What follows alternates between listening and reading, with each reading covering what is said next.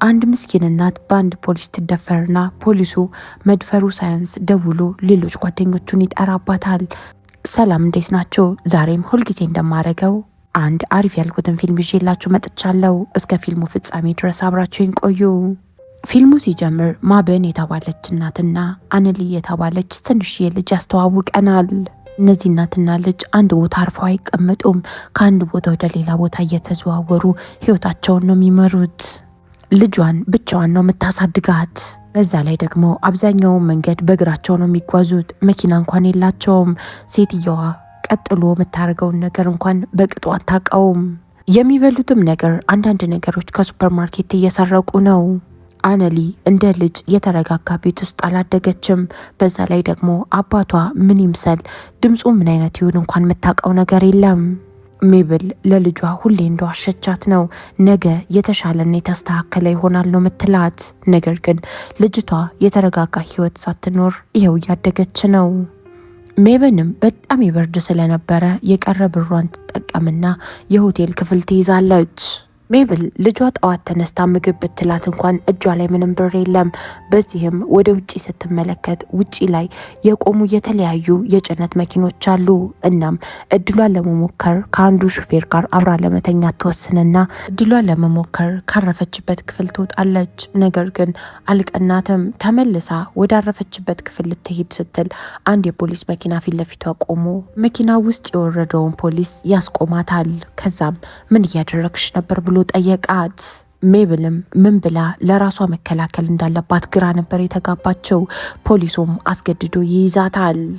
ከያዛትም በኋላ አስገድዷት የመኪናውን የኋላ በር ከፍቶ ወደ መኪናው አስገባት። ከዛም ይዟት ጭርና ጸጥ ወዳለ ቦታ ይዟት ይሄዳል። ሜብል እየደጋገመች ይህንን ፖሊስ እባክህ ለቀኝ፣ አንድ ትንሽ ልጅ አለችኝ፣ ወደ ልጄ ተመልሼ ልሂድ ትለዋለች። ፖሊሱ ግን ልመናዋን ሊሰማ ጆሮም አልነበረውም። አስፈራርቶ በግድ ልብሷን ያስወልቃታል። ከዛም ልብሷንም ካስወለቃት በኋላ የፈለገውን ነገር ያደርጋል። ያደረገውንም አድርጎ ከጨረሰ በኋላ ልብሷን ልትለብስ ስትል ይከለክላታል። ከዚያም ስልኩን የሚያነሳና ጓደኞቹ ጋር ደውሎ ፈታ የምንልባት አንዲት ሴት አግኝቻለሁ፣ የት አካባቢ እንገናኝ ብሎ ከጓደኞቹ ጋር መቀጣጠር ይጀምራል። ሜብል ከዚህ አውሬ የሆነ ሰው የምታመልጥበት ምንም አማራጭ እንደሌላት ትረዳለች። ፖሊሱም ከጓደኞቹ ጋር ካወራ በኋላ ፊቱን አዙሮ መኪናው ፊት ይቆማል። እሷም ፈጠን ብላ ትሄድና ከገቢናው ውስጥ የፖሊሱን ሽጉጥ ታወጣለች። ፊቱን ሲያዞር ሜብል እርቃኗን ቆማ ሽጉጡን እሱ ላይ ደቅናበት ነበር። ደንግጣ እየተንቀጠቀጠች ስለነበር ትተኩሳለች ብሎ ስላላሰበ አሁን ፖሊስ ላይ ኮኖ ሽጉጥ የደንቀንሽው ቀጥታ እስር ቤት ነው ማስገባሽ ይላታል። እሷም ምንም ሳታቅማማ ሽጉጡን ተኮሰችው። ከዛም ልብሱን ትለብስና ሽጉጡን እንደያዘችው እየሮጠች ወዳረፈችበት ሆቴል ለመሄድ ትሞክራለች። ሆቴል ውስጥ አነሊ ከእንቅልፏ ነቅታ እናቷን አጠገቧ ስታጣ እያለቀሰች ነበር። የሆቴሉንም ክፍል ለመክፈት ብትሞክር በሯ አልከፈትም አላት። ሜብልም ፈጥና ወዳረፉበት ክፍል ትደርስና ከፍታ ከልጇ ጋር ተቃቅፋ መላቀስ ጀመረች። በሌላ በኩል ረስል የተባለ ወንጀለኛ ከፍተኛ ጥበቃ ካለበት እስር ቤት በነፃ ተለቆ ሲወጣ ያሳየናል። አንድ ቀን በሰራው ስህተቱ 7 ዓመት ተፈርዶበት 7 ዓመት ሙሉ እስር ቤት ውስጥ ነበር። ረስል ወደሚኖርበት ከተማ ተመልሶ ልክ እንደመጣ ነበረ 2 ሰዎች ቆመው እየጠበቁት የነበረው። ቆመው ከሚጠብቁት ሰዎች ውስጥ አንደኛው ሌሪ ይባላል። የሟቹ አባት ነው፣ ረስል የገደለው ሰው። ሌሪ ራስልን እንዳየው ነበረ አጠገቡ ካለው ሰው ጋር አንድ ላይ በመሆን ራስልን መደብደብ የጀመረው። ራስል ሌሪን ለማስቆም ራሱን ለመከላከል ምንም ያደረገው ነገር አልነበረም። ጸጥ ብሎ ነበረ በእነዚህ 2 ሰዎች የተደበደበው። ይሄ ዱላ ይገባኛል ብሎ ነበር ያመነው። ራስልም ከወደቀበት እንዴትም ይነሳና ወደ አባቱ ይሄዳል። አባቱ ሚቸል የተባለ ሰው ነው። የራስል አባት በጣም የተረጋጋ በጣም ጥሩ ሰው ነው። ከ7 ዓመት በኋላ በተረጋጋ ሁኔታ ከአባቱ ጋር ተገናኝቶ ቁጭ ብሎ ማውራቱ በጣም አስደስቶታል። የጠፋውን ጥፋት እሱም ያውቀዋል። ፈጣሪ እንኳን ይቅር አይለኝም ብሎ ነው የሚያስበው። አባቱም ራስህን እንደ ኃጢአተኛ መቁጠር አሁን ብታቆም ይሻልሃል ይለዋል። ሁሉንም ነገር ወደ ኋላ ትተህ ህይወትህን ወደፊት መቀጠል አለብህ ብሎ ሊመክረው ሞከረ። ጫካ ውስጥ ቤት ስላላቸው ለተወሰነ ጊዜ የጥሞና ጊዜ ማሳለፍ ስለፈለገ ወደዛ እንደሚሄድ ለአባቱ ይነግረዋል። አባቱም ሽጉጥ አውጥቶ ሰጠውና እንግዲህ እያደንክ መመገብ ትችላለህ አለው። ከዛም ራስል ከሰዎች ራቅ ብሎ ብቻውን ጊዜ ማሳለፍ ፈልጎ ወደዛ ጉዞ ይጀምራል። መንገድ ላይም ራስል እረፍት ለማድረግ ወደ አንድ መጠጥ ቤት ይገባል። እናም መጠጥ ቤት ውስጥ ያለው ጫጫታ ምንም ሰላም ሊሰጠው አልቻለም። ከዛም መኪናውን ያስነሳና ጉዞውን ጀመረ። መንገድ ላይ መኪናውን አቁሞ በጣም ተናዶ ራስል ከራሱ ጋር መጣላት ይጀምራል። እናም ለ7 ዓመት ዋጥ አድርጎ የነበረውን ከ7 ዓመት በኋላ ዛሬ ለመጀመሪያ ጊዜ ያለቀሰ። በዚህ ሰዓት ነው አንድ የፖሊስ መኪና መጥቶ ከራስል መኪና ኋላ ያቆመው። የሚገርመው ነገር ፖሊሱ የራስል የልጅነት ጓደኛ ነው፣ ቦይድ ይባላል። ከተገናኙም በኋላ ሁለቱም በጣም ደንግጠው ሰላም ከተባባሉ በኋላ እዛው ቆመው ማውራት ይጀምራሉ። ቦይድም ሽጉጡን የራስል መኪና ውስጥ ከተመለከተው በኋላ ወረቀት አለ ለዚህ ሽጉጥ ብሎ ጠየቀው። ራስል ይሄ እኮ ዘመናዊ ሽጉጥ አይደለም፣ በጣም አሮጌ የአባቴ ሽጉጥ ነው ይለዋል። ቦይድም እንደዛም ቢሆን ግን የግድ ወረቀት ያስፈልጋል ብሎ ማስጠንቀቂያ ሰጠው። ሌላ በኩል ሜብል ከረጅም እግር ጉዞ በኋላ በስተመጨረሻም የጎዳና ነዋሪዎች የሚኖሩበት ትልቅ ሼልተር ደረሰች። ሜብል እዛኛው ከተማ ፖሊስ ስለገደለች አሁን ከተማ ቀይራ ነበረ። እናም እዚህ ከተማ ውስጥ ልጆች ላላቸው መሄጃ ለሌላቸው ሴቶች ማደሪያ ይሰጣል። ማናጀሯም አሁን ላንቺ ልሰጥሽ የምችለው ስራ ምንም ስራ የለኝም አለቻት። ሜብልም ፈልጋ አንድ ካፌ ውስጥ ሳህን አጣቢ ሆና ትቀጠራለች። ከረጅም ጊዜ በኋላ ለመጀመሪያ ጊዜ ሜብል ስራ አላት አሁን ላይ። በሌላ በኩል ሌሪ አሁንም አርፎ ሊቀመጥ አልቻለም። የልጁን ገዳይ ፈልጎ መግደልን የፈለገው ራስልን እየፈለገ የሚችልን ቤት መሽከርከሩን ቀጥሏል። ሜብል ምንም አይመጣም፣ ከዚህ በኋላ ከልጄ ጋር ደስተኛ ሆናለሁ እያለች ራሷን ለማሳመን እየሞከረች ነው። ነገር ግን አንድ ቀን ምሽት ወደሚያድሩበት ክፍል ስትመለስ እቃዋ ተዝረክርኮ ነበር ያገኘችው። እናም ደብቃ ያስቀመጠችው የዛ የፖሊሱን ሽጉጥ ታጣዋለች። ፈልጋ ሽጉጡን ስታጣ ወደ ማኔጀሯ ክፍል ትሄድና አጮልቃ ትመለከታለች። እናም ሽጉጡን የወሰደችው የዚህ ማደሪያ ማናጀር ናት።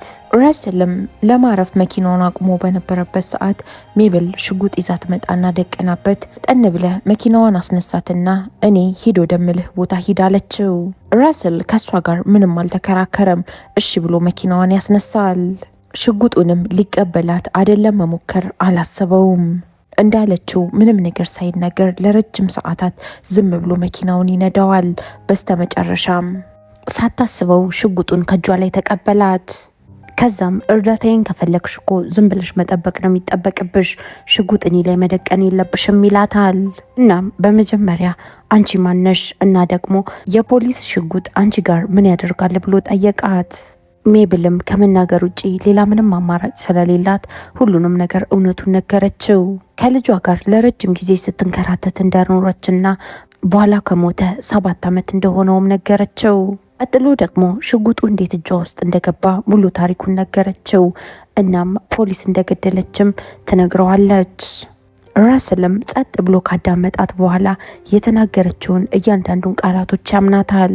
እሷም እየደጋገመች ሽጉጡን አንስቼ ተኩሼ የገደልኩት ትላለች። እሱም አንቺ ስትታይ ገዳይ አትመስይም ይላታል። በሌላ በኩል ሌሪ የቀድሞ ሚስቱንና በህይወት የቀረውን አንድ ልጁን ለማየት ወደ ሚስቱ ቤት ይሄዳል። ልጁ ከሞተ በኋላ መጠጥ እየጠጣ ሲያስቸግራት የቀድሞ ሚስቱ ሁሉም ነገር ሰልችቷት አልፈልግህም ብላ ትፈታዋለች። ሌሪ የራስል መፈታት ደግሞ በጣም ሀሳብ ሆኖበታል። እናም እሱን አግኝቶ ካልገደለ በቀር ሰላሙን አያገኝም። ሌሪም እባክሽ ፍቀጅልኝና ወደ ቤት ልግባ አብሬሽ ልሁን ይላታል። እሷም እምቢ ነበር ያለችው። የሚቀጥለው ቀን ራስል ሜብልንና ልጇን አንድ ላይ ወደ አባቱ ጋር ይዟት ሄደ። ከዛም አባቱን እዚሁ ማረፍ እንችላለን ብሎ ይጠይቀዋል። አባትየውም ፈቅዶለት ማረፊያ ይሰጠዋል። የራስል አባት ያን ያህል ብዙ ጥያቄ አልጠየቀውም። ጸጥ ብሎ ነበረ ማረፊያ ይሰጣቸው። ህፃኗ አነሊ ማረፊያ አልጋ ለመጀመሪያ ጊዜ ነው ይኖራት። እናም በጣም ተደስታለች። ራስል እነሱ ሲደሰቱ ሲመለከት በጣም ነበር የተደሰተው። ከረጅም ጊዜ በኋላ አሁን ልቡ ደስታን እያገኘ ነው። ቀስ በቀስ ሚችል ህፃኗን በጣም እየወደዳትና እየቀረባት ይመጣል። ጠዋት ጠዋት ከሱ ጋር ይዟት አሳ እንድታጠምድ ይዟት ይሄዳል። ሌሪ በህይወት የቀረው ልጁ ጨዋታ ሲጫወት እሱን ለመመልከት ይሄዳል። ሚስቱ ግን በጣም ጠጥቶና ሰክሮ ስለነበር እባክህ ልጃችን እንደዚህ ሆኖ እንዳያይግ ሂድ ከዚህ ብላ ልታባረው ትሞክራለች። እሱ ግን ሚስቱ የምትለውን ነገር ምንም እየሰማት አልነበረም። እየጮኸ የልጃቸውን ስም እየጠራ ና እፈልግሃለሁ ይለዋል። ልጁ የአባቱ ሁኔታ በጣም አሳፍሮት ጸጥ ነበር ያለው። ሌሪም ልጁ ሲጠራው አለመምጣቱ ንቀት ስለመሰለው ቦታውን መበጥበጥ ይጀምራል። በስተመጨረሻም አካባቢ ላይ ሁካታ ሲፈጥር ፖሊሶች ይመጡና ሌሪን ያስሩታል። የሚቀጥለው ቀንም ሌሪ ከታሰረበት ይፈታል። እናም ቀጥታ የሄደው ወደ ልጁ መቃብር ቦታ ነበር። በሌላ በኩል ሜብል እና ራስል አሁን በጣም እየተቀራረቡ እየመጡ ነው። አንድ ቀን ምሽት ሜብል የራስል ባህሪ በጣም ግራ ስለገባት ለምንድነው ግን ደስተኛ ማትሆነው ብላ ጠየቀችው። ምን አጥፍተ ነው እንደዚህ ራስህን እየቀጣ ያለኸው አለችው። ስለም ከ7 ዓመት በፊት የተፈጠረውን ነገራት። ከፍቅረኛዬ ጋር ተጣልቼ ልቤ ተሰብሮ በጣም ስጠጣ ነበር ይላታል። እናም በዚህ አጋጣሚ አንድን ወጣት ሳላውቅ ገጨው ብሎ ያደረገውን ነገር ነገራት። የሚገርማችሁ ነገር ራስል የዛን ቀን የገደለው ወጣት የሜብል ፍቅረኛ ነው፣ የህፃኗ ልጅ አባት። ሜብልም የባሏ ገዳይ ራስል እንደሆነ ስታውቅ እናም ይሄ ሁሉ አመት ራሱን እንደዚህ እየቀጣ እንደሆነ ስትረዳ እኔ ይቅር ብዬሃለሁ፣ አንተ ራስህን ይቅር በለው አለችው። እሱም ለልጅሽና ለራስሽ የወደፊት ህይወት ምትጨነቂ ከሆነ አሁን የፖሊሱን ሽጉጥ ማጥፋት አለብን ይላታል። እሷም ሽጉጡን ወንዝ ውስጥ ወርውራ ጨመረችው። የተወሰኑ ቀናቶች ምንም ነገር ሳይፈጠር በሰላም ያልፋሉ። አንድ ቀን የራስል ጓደኛ ፖሊሱ ቦይድ ራስልን ፈልጎት ወደ ራስል ቤት ይመጣል። እናም አንድ ፖሊስ ሞቶ ተገኝቷል ብሎ የተፈጠረውን ነገር ለራስል ነገረው። እናም እቺ ሴት ጎዳና ተዳዳሪዎች የሚያርፉበት ቦታ አርፋ ነበረ። እናም የዛ ቤት ማናጀር ሽጉጥ ይዛ ተመልክታታለች። እሷን ሴት እየፈለኳት ነው ብሎ ሁሉንም ነገር ለራስል አስረዳው። ራስልም ለጓደኛው ምንም እንዳላየና ምንም ነገር እንደማያውቅ ነበር የነገረው።